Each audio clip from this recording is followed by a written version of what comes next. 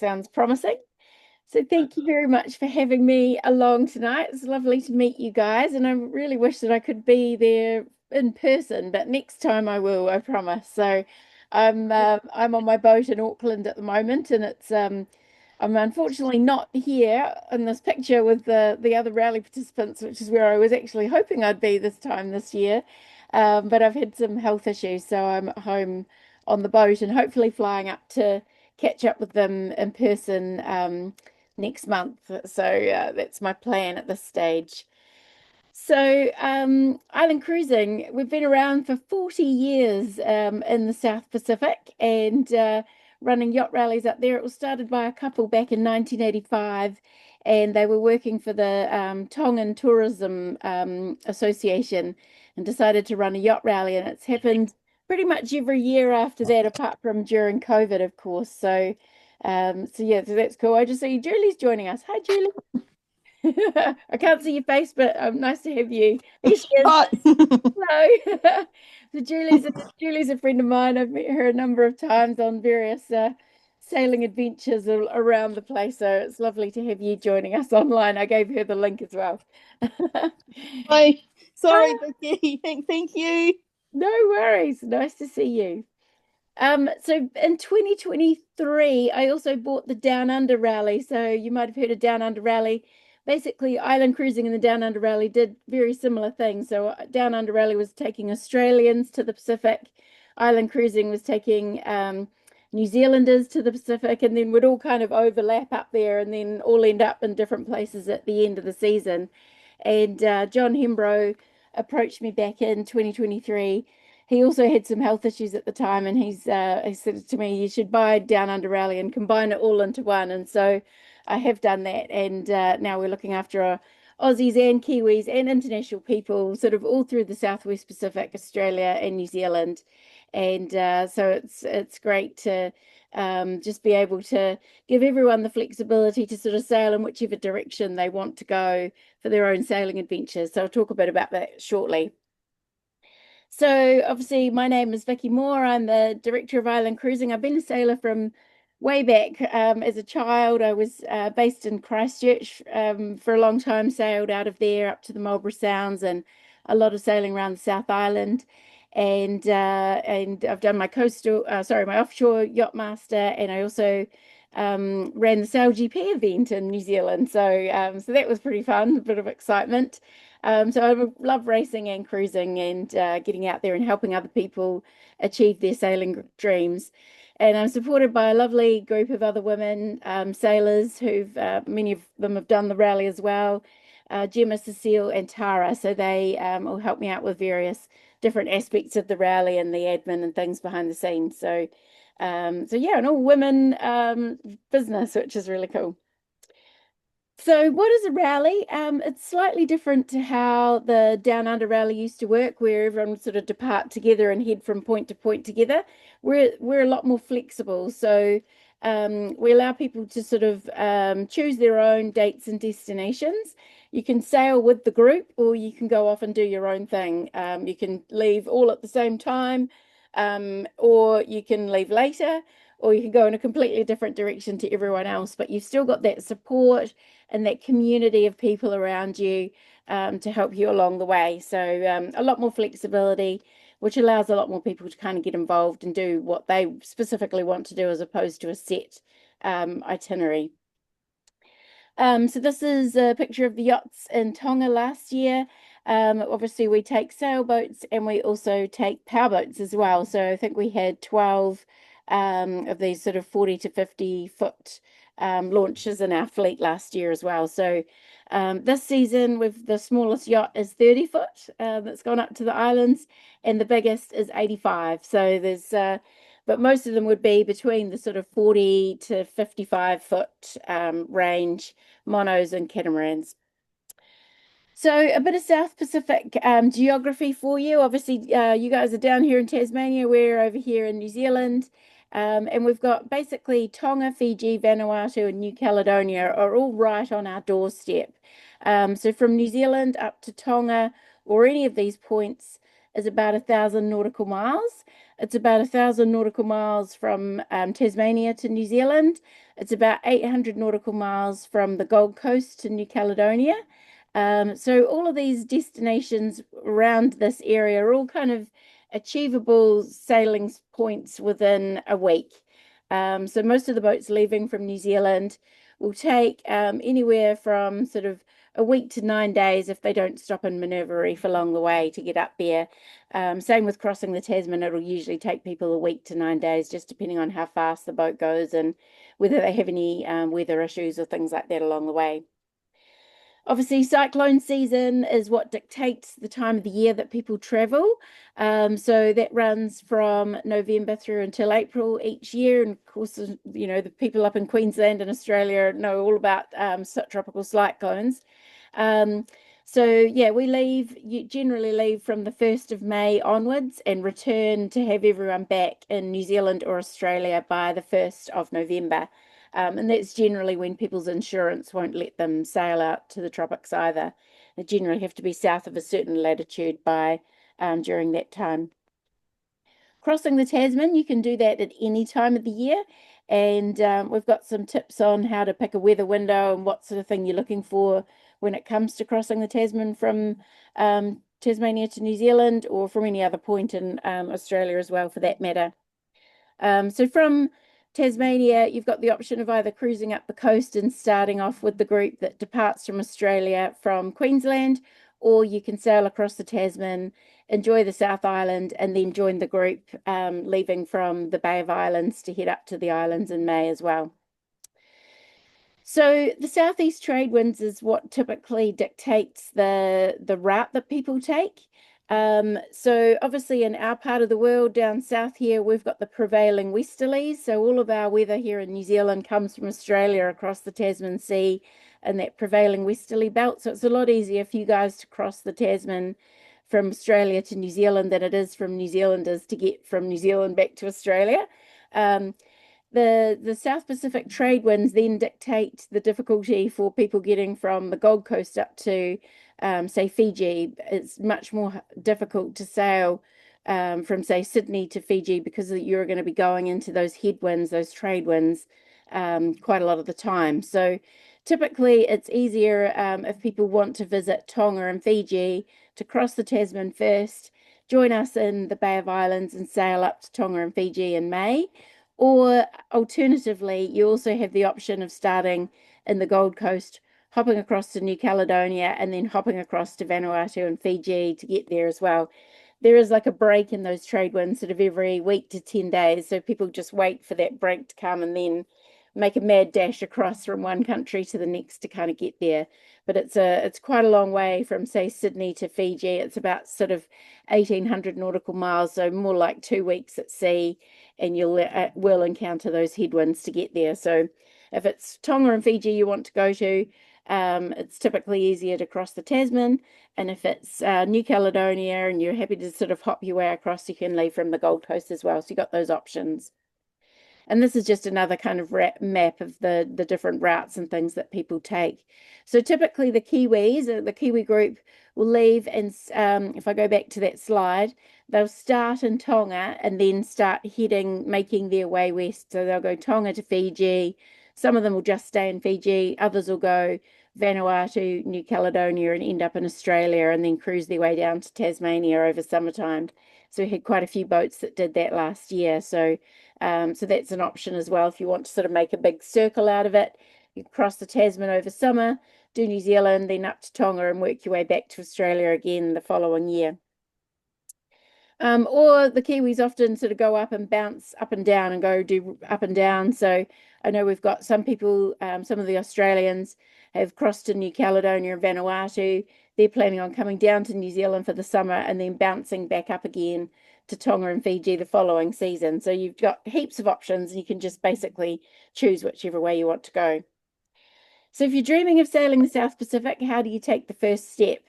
We can help you with that. We've got lots of preparation stuff on our website to help get you, your crew, and the vessel prepared for an offshore adventure or a long coastal adventure as well, for that matter. even for your Tasmania trips, there's lots of resources on our website to help you prepare your boat to go offshore, and I can show you some of those a bit later on. And then step two is joining the rally, and it's sort of setting that date in the sand. Once you've kind of said, yep, we've signed up to the rally, we've registered, we've paid our deposit, you're kind of like committed to a date to go. I think of every yacht club I've been into, there's a group of old guys that are sitting at the bar that have always wanted to go offshore but have never kind of gotten around to it. This is a way of actually committing to that departure date.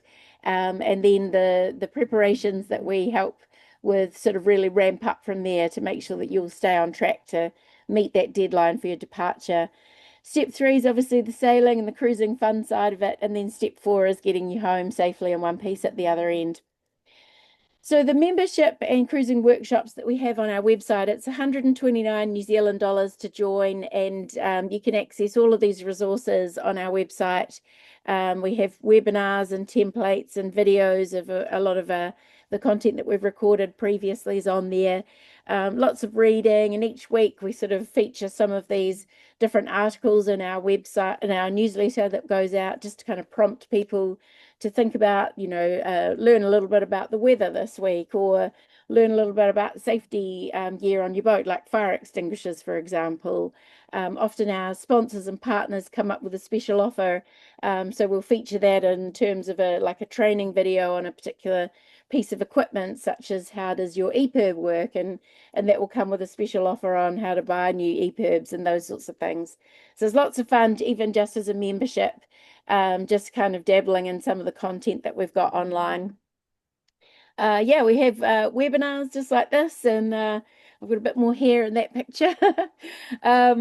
And we also have extra training for people that need to get things like their offshore medic certificate. We partner with Marine Medical Solutions, who are based in the Gold Coast, to help the Australians get ready, and also a similar company here in New Zealand. Obviously training people to do the CPR, and particularly when you're going to remote places, I'm sure you've got them in Tasmania, but also in the South Pacific. The medical facilities there aren't great, and we do have medical emergencies on a reasonably regular basis, unfortunately. So this is a picture here of a woman who broke her leg between New Caledonia and New Zealand. That was her knee replacement that kind of broke out. She had like 4 days on the boat with a broken leg on a yacht sailing from New Caledonia to New Zealand. She was too far away to get helicoptered off. This poor guy got bitten by a fish that they'd caught between Minerva Reef and Tonga. And they had the staples on, they'd been trained to use the staple gun. So they cleaned up the wound and stapled him back together, bandaged him up, gave him some antibiotics. The Rescue Coordination Centre gave him the prescription of what to give him in terms of antibiotics. And they took him to the hospital in Tonga, and the doctor unraveled him and said, wow, good job. Just bandaged him back up again. So I think they were pretty pleased with the how they did their stapling job there. And this poor guy got his hand crushed in the main sheet. So they were sort of one man down in terms of the pain medication and that kind of stuff for dealing with that as well. So there was also another rally boat on the rally that was a doctor, and so he went and had a look at the wound when they were in Minerva Reef. I think he lost a couple of fingernails, which wasn't much fun. I highly recommend everyone does a first aid course and learns how to look after a patient for a longer period of time than just picking up the phone and dialing 111. You have to have those skills. We also recommend people do a sea survival course, and we've got Paper Sailors Rock as our provider in Australia for that, and that does things like getting in the pool with your wet weather gear on and inflating your life jacket. And in fact, that brings a good point.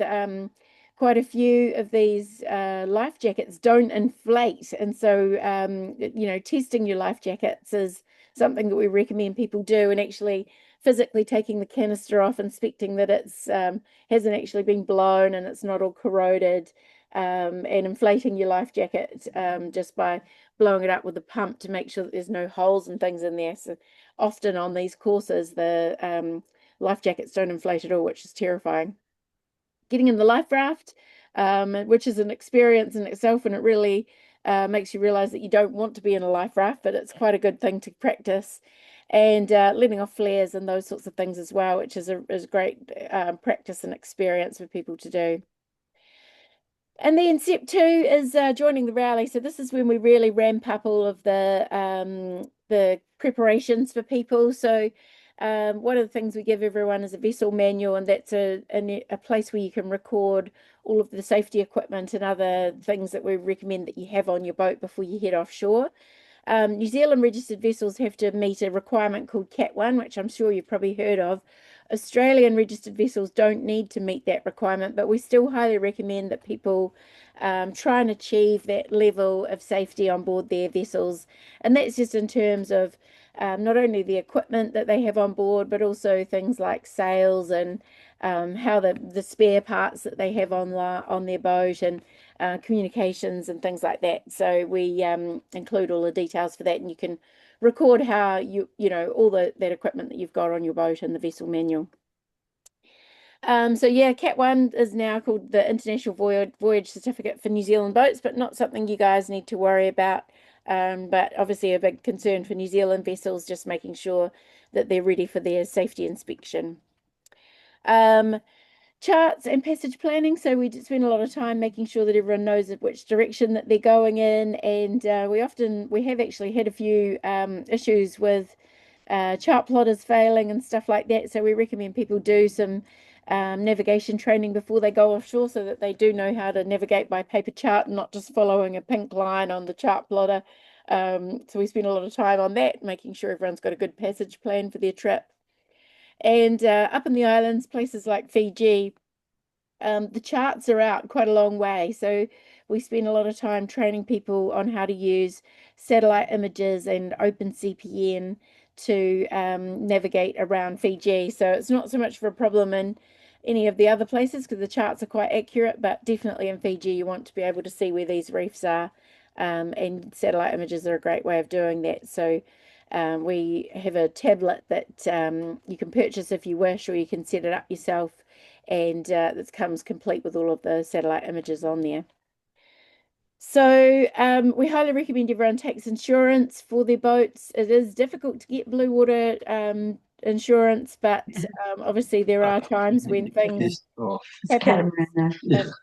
I'll just mute them, where things happen, and obviously this was a vessel, actually an Australian vessel that was on our rally in 2023, and the chart was out by 600 meters. They thought they were off the reef, and they weren't actually off the reef. It was unfortunately they went onto the reef and the rescued by another rally boat. So highly recommend that you have insurance for your vessel.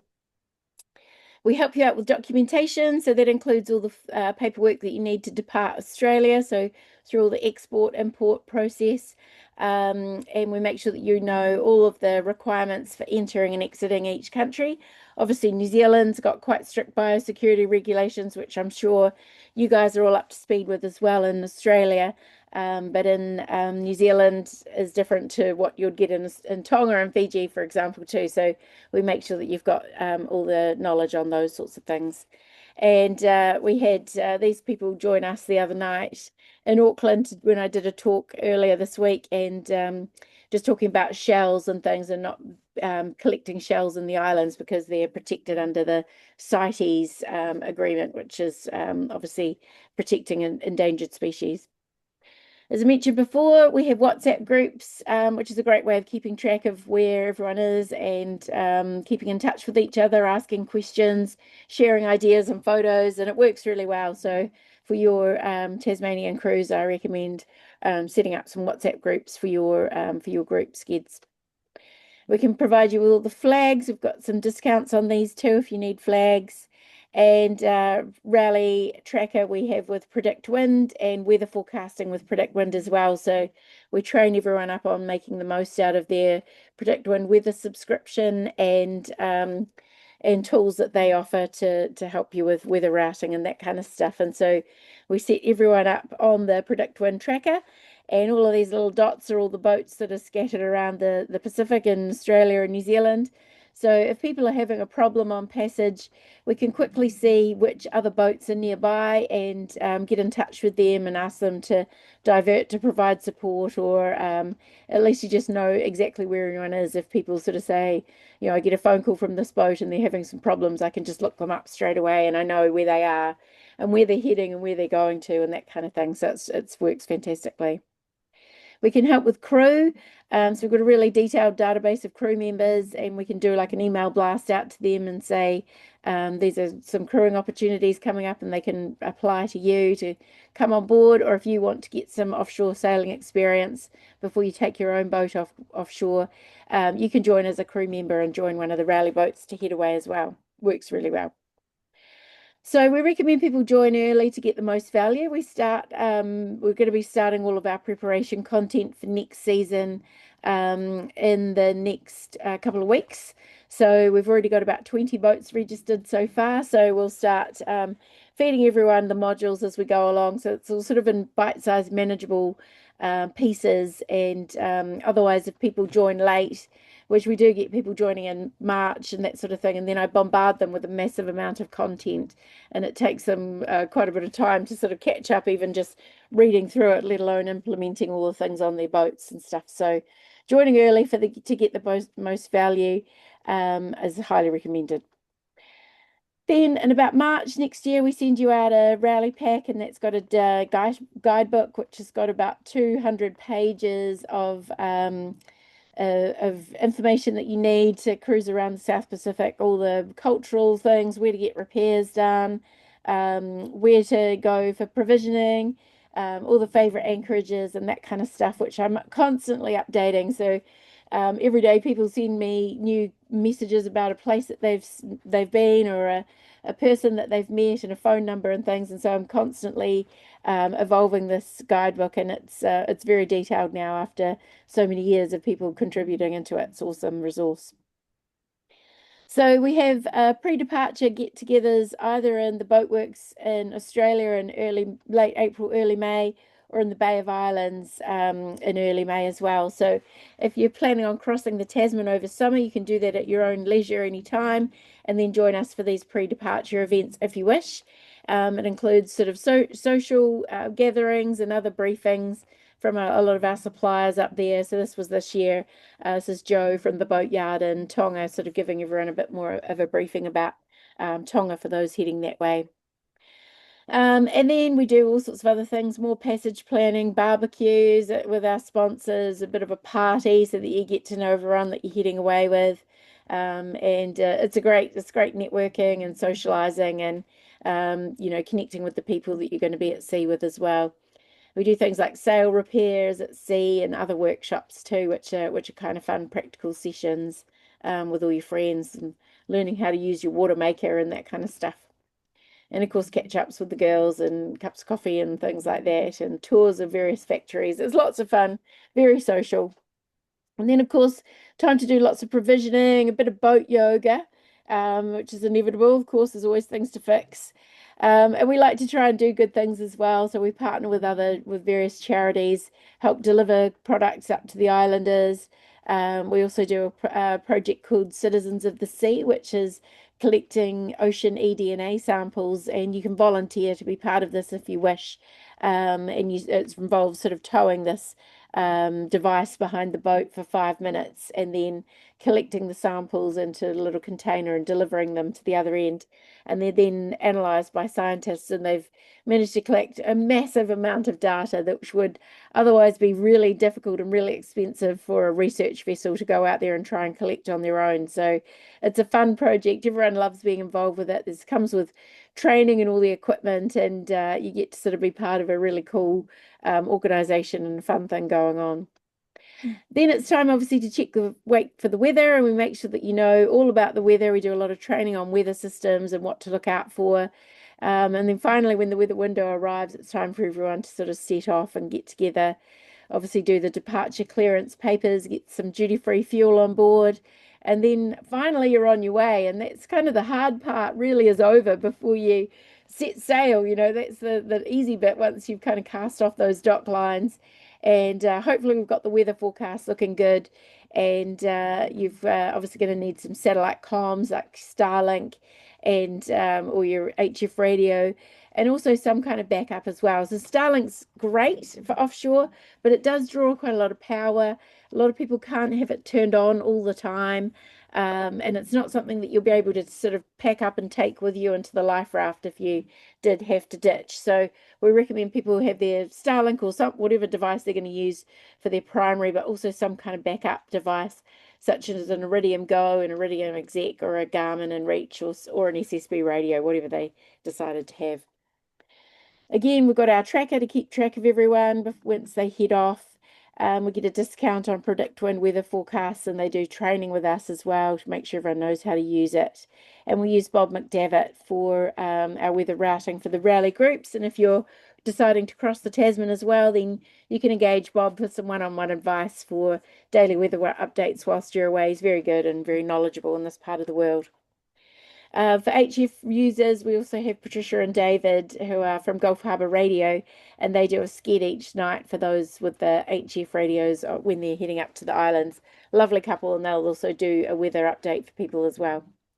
And Passage Guardian, a good friend of mine, Peter Mott, he's very good at keeping a close eye on the rally boats for me. Obviously, I've got lots of balls in the air and lots of things going on, whereas Peter's completely focused on making sure that all the boats are still heading in the same direction.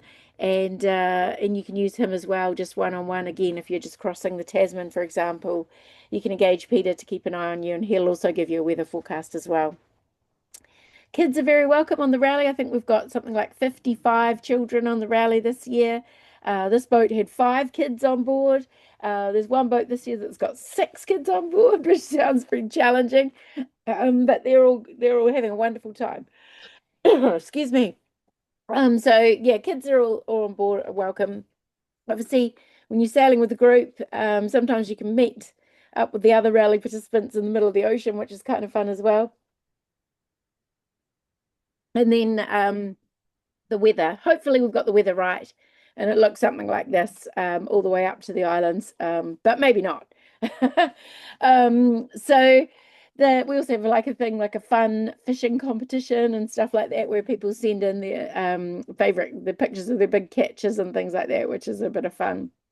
And obviously support when things go wrong, and there are often things that go wrong at sea. Obviously, it's boats and gear and equipment, and so we have things like people losing rudders or contaminated fuel or running out of fuel or rig issues, sails tearing, all sorts of things. You name it, it kind of happens. So you've always got me on the other end of the phone to call. I can help set up some repairs at the other end. We can send up spare parts with other rally participants or crew members that are flying into the islands. Or even if you've got major issues, we can send other boats to help you, or get the Rescue Coordination Centre involved if you need some help like that too. So for Australian departures, as I mentioned before, you can head up to New Caledonia or Vanuatu or across the Tasman to us to New Zealand. And yeah, I highly recommend that you do come to New Zealand to join us and do some cruising around here over summer if you want to as well. So you can depart at your leisure. We had some people come across pre-Christmas. Actually, I think we had 3 boats come from Tasmania to New Zealand over summertime. And we'll try and connect you up with the other Aussies that wanted to cross the ditch as well, so that you've got some company if you want, or you can just come across whenever you want to. You can arrive into Nelson at the top of the South Island or into the Bay of Islands up the top of the North Island, just depending on how much time you've got and where you want to explore. So Nelson is the gateway to the South Island up here. Though you've got beautiful Abel Tasman and Marlborough all around this particular area. You could spend months just cruising this tiny little part of New Zealand. Excuse me. Or head down to Milford Sound, Stewart Island, Dunedin, Oamaru, Timaru, Akaroa and Banks Peninsula, up to Marlborough Sounds again. Or you can come in round the top and come into the Bay of Islands here and just explore the whole Northland area. And again, you could spend months just cruising this one part of the North Island and still not see it all. Abel Tasman is gorgeous. Everyone loves Abel Tasman. It's a really popular spot for Kiwis to go for their summer holidays. beautiful golden sandy beaches. Um, the Marlborough Sounds is like lots of inlets and bays, and the bush-covered hills just sort of plunging down into the ocean. Gorgeous cruising around the Marlborough Sounds area. Obviously, Fiordland is very remote. It'd be similar to obviously going around probably your west coast of Tasmania. You have to be quite prepared for the weather, and there's not much in the way of shopping or fuel or things like that. You know, you can get some things delivered, but you have to be really well prepared and provisioned to kind of get down to this part of the world. But when you do, it's absolutely stunning. And Stewart Island is the same. It's such a unique place, and much of it you can actually only get to by boat. So there's only this little town and about 10 kilometers of the roads, and the rest of the island is completely uninhabited. So you have to have a boat to get there. No tourists or anything in some of these places. You've literally just got the entire place almost to yourself. It's incredible. And then heading back up the coast up to Otago Peninsula, Oamaru has got this really quirky kind of steampunk vibe, and really beautiful old buildings, and a real quirky kind of culture in that part of the world. And then up to Akaroa and Banks Peninsula, gorgeous place. This is sort of one of my places where we would go on holidays and long weekends, swimming with the dolphins. Or you can head straight up to the Bay of Islands. As I mentioned, there's some incredible cruising up this part of the world, and you could spend just months cruising around here if you wanted to. So then we gather again in Opua, and the first stop for those heading offshore in May is usually Minerva Reef. This is about 750 nautical miles, so about 5 day sail from New Zealand. It's the tip of a volcano in the middle of the ocean, and it's something quite amazing to be anchored in the middle of the ocean. And you bump into some of your friends. Like I bumped into a guy that I hadn't seen for ages in the middle of Minerva Reef. I'm like, hi, what are you doing here? So I don't know if you follow any of the sailing YouTubers, but Parlay Revival were in here, and we had a big party on the Parlay boat that night, literally in the middle of the Pacific Ocean. So it's an incredible place to go and visit.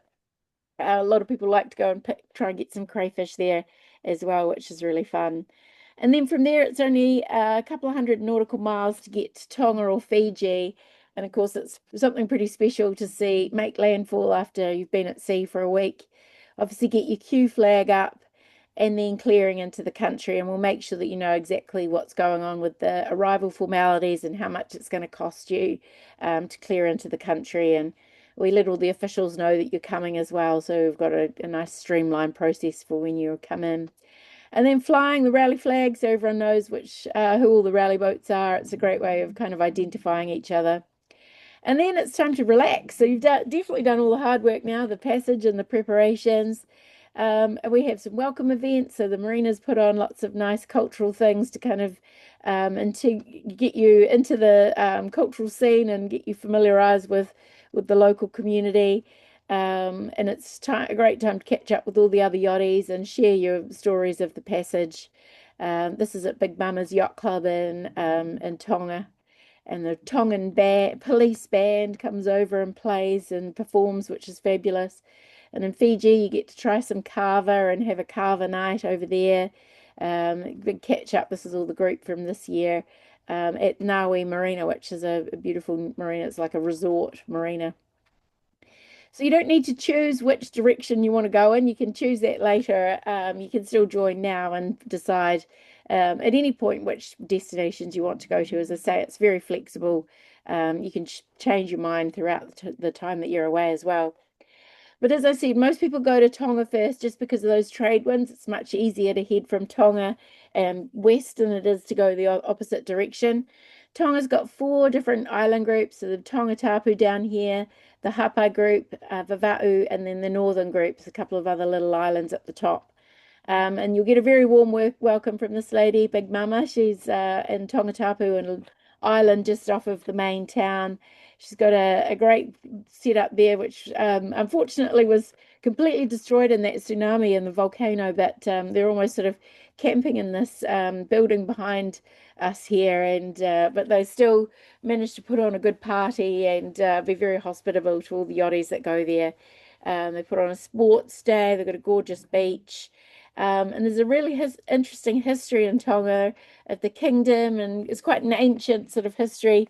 They've got sort of almost pyramid type structures and tombs and things like that. And obviously their own sort of version of Stonehenge and a freshwater cave you can swim in. There's lots of things to see in Tongatapu. It's well worth a stop and having a look around, and it's a good place to change crew and have family fly in and do all that kind of stuff.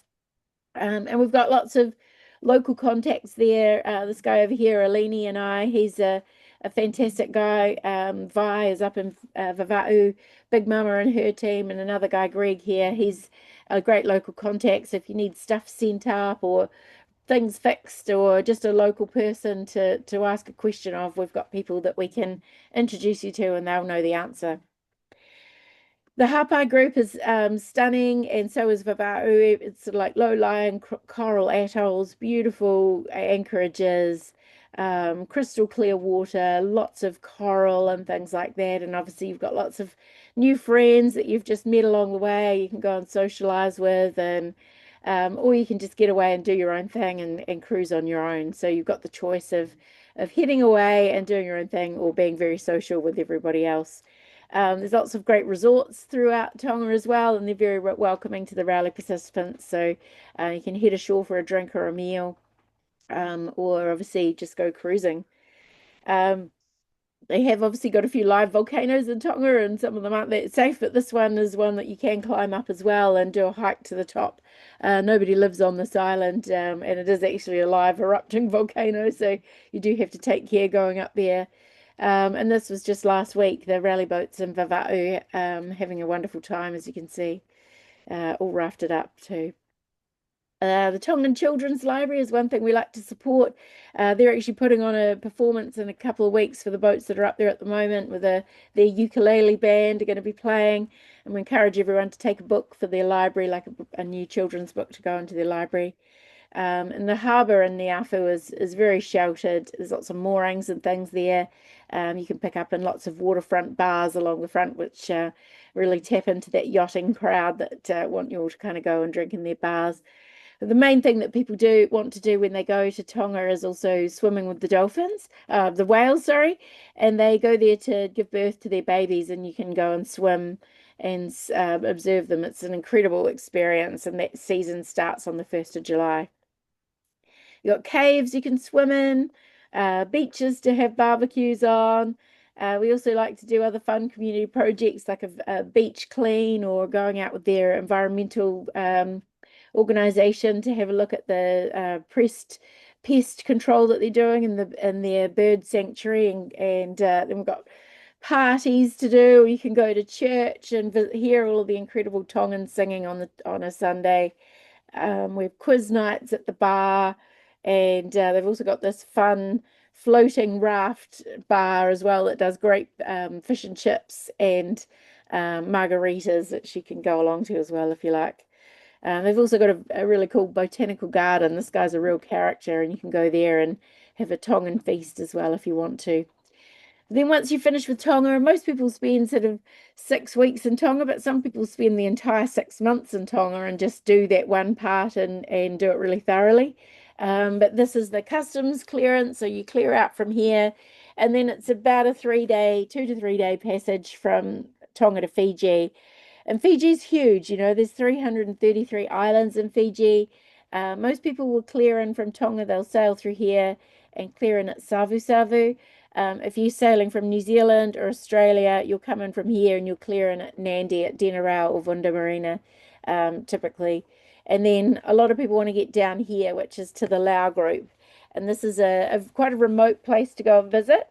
There's no hotels, no shops, no repairs, nothing. You've got to be really well provisioned down here. And Whalonga is one of the islands right down the south, and Vanua Balavu. The people are fantastic, and they really are living just the way that they have for hundreds of years out here in the islands. Really, really remote. But there's lots of other places around here. Obviously, the Yasawas and Mamanuca side is where all the resorts and where most of the Aussies and Kiwis go up there for holidays. So you might have been up there already. We might be able to do a Lao group entry. Sometimes we have been able to do this in the past with flying all the officials out there to clear in, but it's unfortunately they've changed the fee structure to do it, and this year it was just going to work out too expensive to do it. So everyone's going to just clear it at Savu Savu and then make their way down there. But Savu Savu's got this beautiful marina mentioned earlier. It's called Nawi, and it's literally like a resort. They've got a swimming pool and bars and beautiful bathrooms and things like that there. Or there's also another marina over here called the Copra Shed, which is sort of like a yacht clubs type setup, which is really nice as well. Great markets with a really Indian feel in Fiji as well. There's a big Indian community there, so you can get lots of great sort of Indian spices and things like that. And of course, the kava as well, which is a really important ceremonial thing for Fiji. You need to get a bundle of kava to take to your every village that you're going to go and visit. And you go ashore with your bundle of kava and you meet the chief and you ask him if it's okay for you to anchor outside. And it's a really important cultural thing. And we'll make sure that you're up to speed with how to go about it. Of course, you don't often have to try the kava unless you want to. The resorts and the marina put on a kava night that so that you can actually try it. The tourist mix, not the real Fijian mix. But there's lots of yachty friendly resorts too. So we make sure that you know which resorts are yachty friendly and which ones aren't. You know, some of them are specifically just for their own guests and they don't like scruffy yachties pulling up outside and spoiling their beautiful view. But a lot of them do really love the sailors and they'll have you ashore and places like Paradise and Taveuni are they treat the people on their moorings like they're extra rooms in their hotel that they don't have to clean, you know. You can head ashore and eat in the bar, or sorry, drink in the bar and eat in the restaurant, swim in the pool, go on any of their excursions and things like that. They're super welcoming to the cruisers. It's really lovely. And then most people sort of like to try and head down to the Lao group from there. We've got villages that just love to entertain and welcome the cruisers, and we'll let you know where all the beautiful anchorages and things are, including at this one in Whenua Balawe, where you can walk up the hill and look out over this gorgeous anchorage where you can head round to the next day. You need to go to a village called Dalathoni that owns this beautiful part of the world, which is called the Bay of Islands. And it literally is all these mushroom shaped sort of limestone caves and islets that are stunning. And this is a picture of the guys having a bit of a barbecue last week. And they had a rally dinghy raft up, just cruising around in the gorgeous little inlet and hiding around one of these spots. I think they had gave out some coordinates that they had to kind of go and try and find them in there, which was kind of fun. Then you could do a bit of yoga on the beach with your friends, or again, just anchor up and do your own thing. It really is a gorgeous part of the world. But Fiji does come with its challenges. Obviously, navigation is challenging there, particularly when the reefs and things aren't in the places that you're expecting them to be. So you do need to have your eyes peeled carefully. There are sort of lots of reef passes to go through, getting the tides right and that kind of thing. So it is worth having some good navigation skills up your sleeve, and doing one of the RYA courses is highly recommended. So you've got those tools in your toolbox to know what you're up to. This is Falunga down in the southern Lao group, which I mentioned earlier. And again, people just love coming down here. Of course, there's the inevitable boat maintenance and beautiful places. But there's also interesting walks and things you can do and go and visit some of the caves where some of their people that came to invade them came off second best that they can take you to. But the way they live down there is very basic, and it's just interesting seeing their way of life and meeting some of the locals. So yeah, so there's always people you can catch up with along the way. Great support from all the rally participants if you break things or you need a cup of sugar or whatever. You've got people and friends nearby. And we like to make new friends and obviously connect with the community and learn a bit more about what they do and help them too. Like this is Martin. A couple of years ago, he was able to help fix the village water pump so that they weren't lugging jugs of water up and down to the village. And Martin had the tools and the spare parts and the know-how to fix it. And of course, became the village celebrity after that. Everyone loved him, which was great. And of course, the kids and the families and stuff like that. Everyone's so super welcoming in Fiji. They just love having visitors. If you're into your diving and snorkeling and wildlife, there's plenty to see there. Lots of manta rays you can swim with, shark dives you can do, or just snorkeling around the coral. There's so much to see there. Some great walks and things as well, and hikes up to the top of the hill, looking down onto beautiful places like this, which is a lovely reef system. You can't get in there in your yacht, but you can dinghy in here at high tide. And then you find all sorts of other interesting artifacts. In fact, this cannon is on the top of an extremely steep hill on a tiny island. And nobody really knows exactly how it got lugged up there. It would have been a real mission because it's a scramble just to walk up there, let alone carry up the cannon. And so nobody really sure which boat it came off or how it ended up there. But quite a cool, fun find to go and find it. And then through to the Yasawas, you probably recognize this from the Blue Lagoon movie. There's great surfing for the surfers over that side. And of course, the kids get treated and well looked after by the Fijian people. So it's a great experience for them if you want to take your family. So Muscat Cove is a popular place for tourists and for cruisers. They have a really popular regatta every September, which is heaps of fun. You can anchor up out here, or you can tie up at their marina dock. They've got this island bar here, which has music and things playing, and lots of fun events like a pirate party, and we do a beach clean there as well. And just they have fireworks and all kinds of fun stuff going on, and some fun racing as well. So it's definitely more of a cruising racing as opposed to serious yacht racing. These people are cruising their cruising boats, but it's still competitive and still fun times. And Hobie Cat match racing as well, which is great. Everyone loves it. Again, challenging navigation through the reefs, but we make sure that everyone knows exactly where they're going. So you hopefully don't end up like one of these boats, but you definitely need to have your wits about you in Fiji. Then it's on to Vanuatu. A lot of people start in the bottom and work their way north with that trade winds behind them. There's some fabulous things to see in Vanuatu, and make sure that you're all up to speed with where you're going. The Tanna volcano is something that people really enjoy. And literally, these islanders are still, again, living and existing as they would for hundreds and hundreds of years in these little dugout canoes that they'll come and welcome you in. But you can climb up to the top of this mountain and literally look right into the lava flow below. There's not much in the way of health and safety. You literally are kind of in one direction, you're down into the lava, or the other direction, you've fallen down the other side of the mountain. So it pays to have your wits about you and some decent footwear, and be prepared when you go up there with your eyes and mouth covered and things like that. But it's if you're up for an adventure, it's terrifying, but it's also dangerous. Literally looking into a live erupting volcano. It's very exciting. And there you can head north through the islands, and the villages are super welcoming in Vanuatu.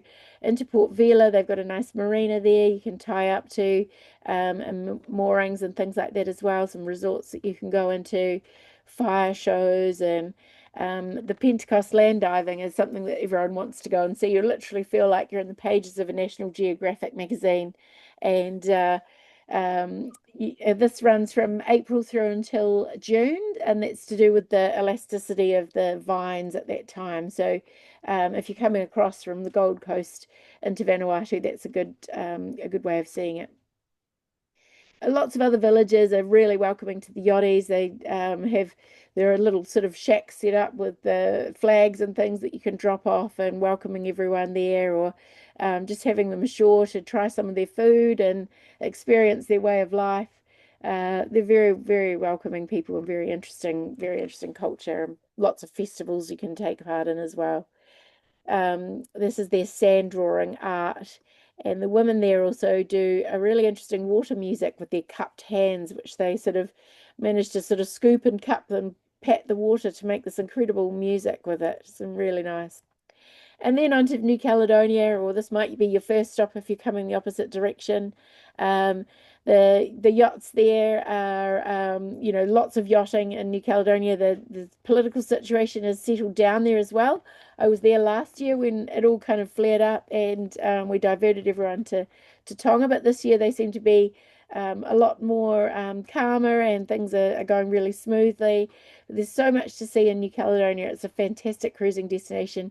You can only get a 90-day entry unless you do a lot of work on a long stay visa.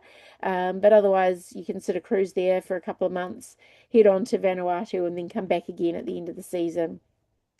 Again, we've got lots of local contacts we can put you in touch with if you need anything or if stuff gets broken along the way. And this is a picture from last week, some of the Aussies with the connects and some of the more remote communities where we weren't 100% sure how people were going to be welcomed this year, but they have been very warmly welcomed. So long as you've been flying your Australian flag and showing you're Australian and not French, you're definitely popular, I guess. And of course, they've got great marinas and amazing marine facilities over there, actually. It's fantastic. It's quite different to any of the other Pacific Islands, and that French feel is, and the French money is very, very much sort of seen there as well. It's a lovely destination. Isle of Pines, just gorgeous. And then step four, it's time to head for home. So you can either head back to New Zealand, back to Australia. Some people stay up in the islands as well. It's an option if you want to, but we'll make sure that everyone knows, you know where you're going and what's required of you when you get to the next point. So we do weather routing for everyone to make sure that they get home safely. Obviously, educate everyone, particularly the international cruisers, about all the biosecurity requirements on the other end. And then, yeah, heading to Australia or New Zealand, it's entirely your choice. You don't need to decide now. So you can still join the rally and sail independently, or depart at a different time, or stay up in the islands, or carry on to Indonesia, or do whatever you like, really. The choice is yours, and we're here to help you whichever direction you decide to go. And so the main Pacific rally departs sort of late April, early May. If you want to cross the Tasman to New Zealand, we can help you with that as well, and that can be done over summertime before that, and then finish up in November. The cost is 17.95 New Zealand dollars, about 1,660 Australian, plus $129 for a crew member. They can choose if they want to join. There's no requirement for crew members to join, but it's great if they do, and they can keep in touch with all of the content that we've got going on. And the additional costs are the country entry fees, which of course everyone's heading in different directions, so they're all paid locally and in local currency. Insurance is an expensive thing to work on, so we'll help you with that as well, and just support you with finding insurance. Marina fees, obviously you get the choice of whether you want to be in a marina or you want to anchor out. We understand everyone's on a different budget, so that's additional for people who want to go into a marina. And also, again, because people are going in different directions, you just pay for your meals and drinks and events that you attend, and you're not paying for anything that you're not making it to. So you need to have a sense of adventure and a sense of humour. Have you, your crew, and your vessel very well prepared for the adventures ahead. AIS is highly recommended as well, and the ability to receive emails at sea for your weather updates, whether that's satellite or SSB connection, and of course valid passports as well. So a $600 deposit secures your place on the rally. And again, I recommend you join early to get the most benefit. You can delay. So for any reason, if you have a health issue, if you have boat problems, if you have family issues or work problems, I'm happy to transfer that deposit over to a future rally as well. So I think we've had about 30 boats this year that haven't been able to get away that have transferred to next year. So that's not a problem. You won't lose anything by joining early if life comes up and gets in the way. And yeah, so why would you join? It's flexible, fun, people, lots of training advice and discounts and things like that along the way. All the documentation and information you need for the places you're going to visit. My support and help anytime that you have any questions. I'm always here to answer them or support when things go wrong, and saves you lots of time and money getting prepared, and just keeps you track and makes sure that you feel confident for what's going on. So that's all from me in terms of my presentation. I'll stop sharing, and I can answer any questions you've got. And thanks to those others that have joined online as well. Welcome. Any questions? I have an online question. Sure. Vicky, I don't know if you can hear me. It's Chrissy speaking. Hi, Chrissy. How Um, are you? we're in the situation where we don't actually have. How are you? And I heard you speak at Women Who Sail Australia, and it was absolutely tremendous. And again, tonight has been fantastic. Oh, thank you. I'm in a situation where I don't have a boat that I trust to take across the Tasman to New Zealand. Yep. So, what sort of opportunities exist to either purchase a boat in New Zealand, do the rally and sell it in New Zealand, or potentially sail back, or potentially join another vessel? Yeah, absolutely. All of those are options. So we have lots of people that actually join as crew members and kind of hop on and off the various boats along the way for the season. So that's definitely an option if you don't want to go through the boat purchasing thing. Um, for buying a boat in New Zealand, you can definitely do that as well. But if you want to take it back to Australia, you'll have to remember that you'll have to import it to Australia. So you want to just factor that into your budget for the tax that you'd need to pay when you bring it into Australia. But otherwise, if it's a New Zealand registered vessel and you're taking it up to the islands and back to New Zealand again, and selling it again at the end or just leaving it in New Zealand, that's not a problem either. So there's definitely options and we can help you through all of those different scenarios. Your blood. Fantastic. Thanks, Vicky. No problem. That's great. Yeah. There are a lot of boats.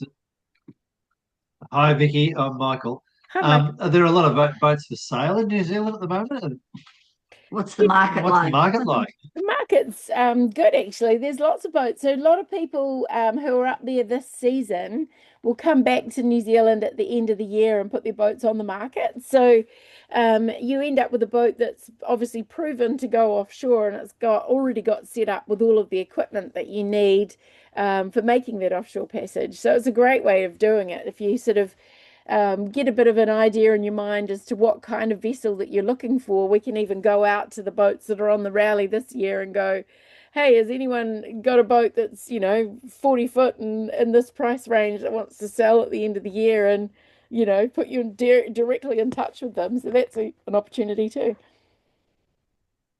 That's great. Thank you. Yeah. Okay. That's interesting. Very, very tempting. Very tempting process. Yeah. Thank you. Definitely. There's people chopping and changing boats all the time, so that's definitely an option. Yeah. You can Hey, even kia ora, sail back Vicky. with them. Julie in the background. Hi, Julie. Hi. No, thanks so much. I had to go to another meeting, so I had to link in from home. Just a question. Have you actually thought, me being selfish, about a cruise around New Zealand? So you're cruising around the Bay of Islands, as you know, cruising around the Marlborough Sounds, and then jumping off and then cruising around Fiordland, doing something like that rather than the Pacific Islands. Yeah, so That's me being selfish. we have a South Island rally that goes over summer. So you definitely can do that. And again, it's quite flexible. So people generally depart from the Bay of Islands, but you could join if you're coming across from Tasmania in November and then go around the South Island together. So we definitely offer that as an option as well. So I'll be launching that in about August time for the people that want to go around over summertime. I think we had about 20 boats do it last year. And over COVID times, it was really popular because, of course, you couldn't leave the country. So I think we had about 35 boats the first year we ran it. So yeah, definitely an option to do that. I had a question. How do you manage currency in all these different Pacific islands? Yeah, so we definitely recommend that you get sort of at least about a thousand Australian dollars worth of local currency for each place that you're going to visit, and having that in your pocket for when you arrive, so you can pay the officials in cash when you arrive. And then sometimes, like the ATMs are broken, for example, so at least you've got the opportunity to go and buy yourself some fuel or some food or go to the market or go to the pub and have a beer or whatever. Cash is still pretty widely used throughout the Pacific as opposed to credit cards, particularly in markets and things like that. obviously in Australia and New Zealand, you can just get away with your card everywhere, but not up in the islands. So, but once you get there, most of the major ports have got an ATM machine or a bank where you can go and withdraw cash, and that's the easiest way to do it locally, is just to use your card and withdraw cash once you get there. But definitely having local currency for at least the first sort of week or so is as well worth having. Yeah. And also, when you talked about marinas, do they also have like buoys outside which you have to pay for, or like if you have a mooring board, if you go to places, do you have to pay? And that's very popular in the Caribbean. So I'm just wondering, does that happen in the Pacific Islands as well? Yeah, so some places do, but to be honest, they're not usually very well maintained. So we had a boat on a mooring at one of the resorts, which gives everyone free moorings, but then they were ashore at the bar, and then their boat had broken off the mooring and was sort of drifting through the anchorage, and everyone had to rescue it. So being sort of really au fait with anchoring would be one of my recommendations, and just making sure you've got really good anchor, really good tackle, and really good windlass so you can get it all up and down. But there are moorings around, and it varies depending on whether you pay for them or whether they're free if you go and eat in the marina or eat in the bar, sorry. Yeah. I guess my question was more Angus and at more like local areas, because we've done, when we were staying in the Caribbean, you weren't allowed to anchor, you had to pick up mooring. So that doesn't happen in the Pacific. No. The only place, so in Tonga, in the Niafu anchorage in Tonga, it's quite deep. So in that place, most people will pick up a mooring, and they're about $20 a night. But in most other places, it's anchoring or in the marina. Yeah. Thanks.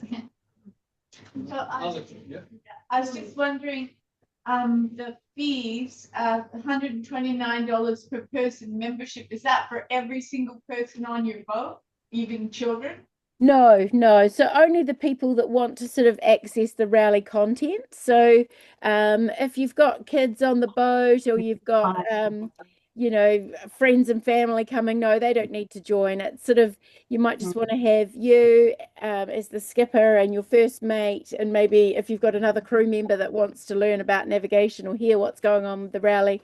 Otherwise, you can just have the skipper join and have your boat joined up, so you don't need to pay for everyone else.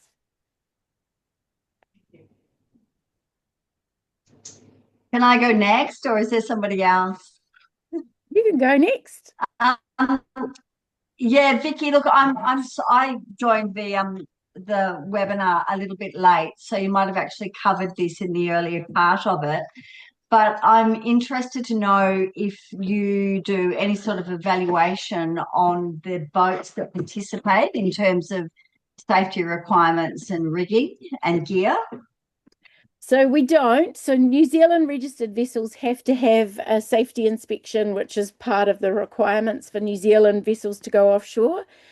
We recommend that you get your Australian registered vessel up to the same level, but we don't physically check it for you. You, as the skipper, are fully responsible for setting up the way that you want to set up your own vessel.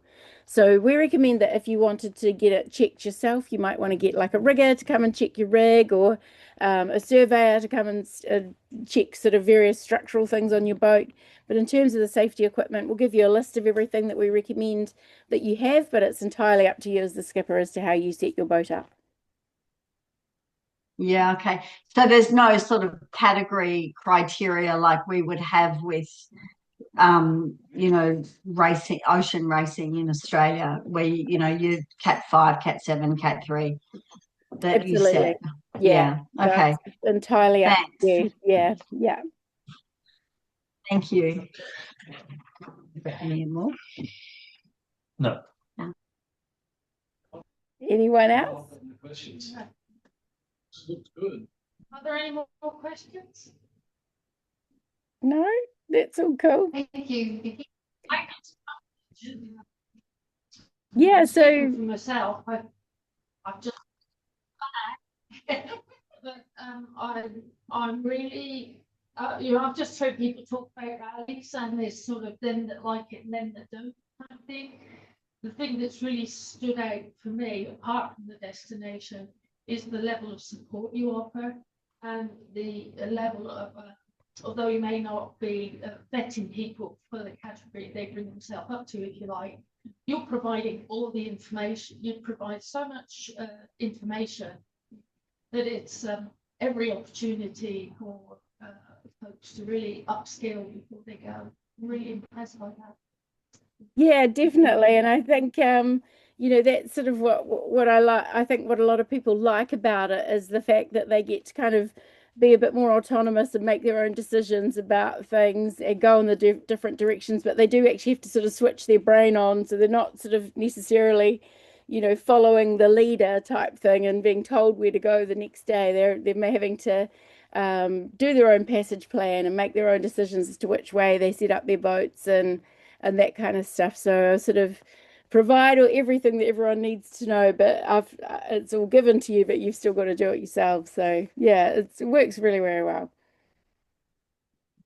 If you do ever make it down here with a boat or without a boat, I hope you'll come and get in touch with us at the Cruising Yacht Club. Yeah. We'll make you very welcome.